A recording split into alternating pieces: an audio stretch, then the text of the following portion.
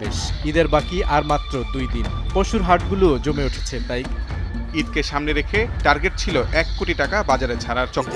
আসন্ন কুরবানি ঈদকেও কেন্দ্র করে তারা একটা ভালো ব্যবসা করার জন্য পায়তারা চালাচ্ছিল।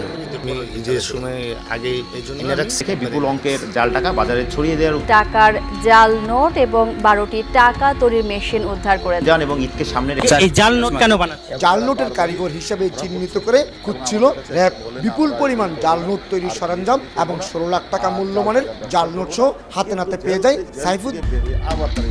ঈদকে সামনে রেখে এরা এই জন্য বিভিন্ন জায়গা থেকে লোকদেরকে একত্রিত রাজধানীর করে লালবাগে যে বাবুল ভিতরে মহাজন চালাতে পারি, বাসা যে ভাড়া পরে নিয়ে তৈরি চালাতে পারি। করেছেন জাল টাকার কারখানা। মূল কারিগর সাইফুলের তৈরি জাল টাকার 1 কোটি জাল টাকা উদ্ধার করা হয়েছে।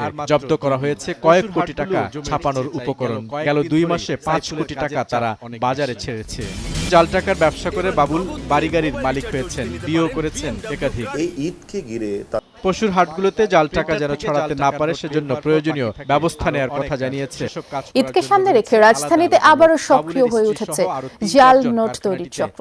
ছোট ছোট কর্মকর্তারা জানান ঈদ আসলেই এসব চক্র বেশি সক্রিয় হয়। যেন জালরূপীর কারখানা। যত মেডিসিন প্রক্রিয়া আছে সবকিছু আমি জানি। কাগজ ইউটিউব দেখে জাল টাকা তৈরি, বিপুল পরিমাণ জাল টাকা ও সরঞ্জাম সহ যুবক আটক। জাল টাকা তৈরি গতকাল রাত ধাঁচেই আপন মনে বানিয়ে চলেছে 500,000 টাকার জব্দ নোট। করা হয়েছিল কয়েক কোটি টাকা। আসন্ন কুরবানি ঈদ উপলক্ষে গেল 2 মাসে বিপুল সংখ্যক টাকা ছাড়িয়ে দেওয়ার জন্য তারা চেষ্টা চালাচ্ছিল। তারা বলেছে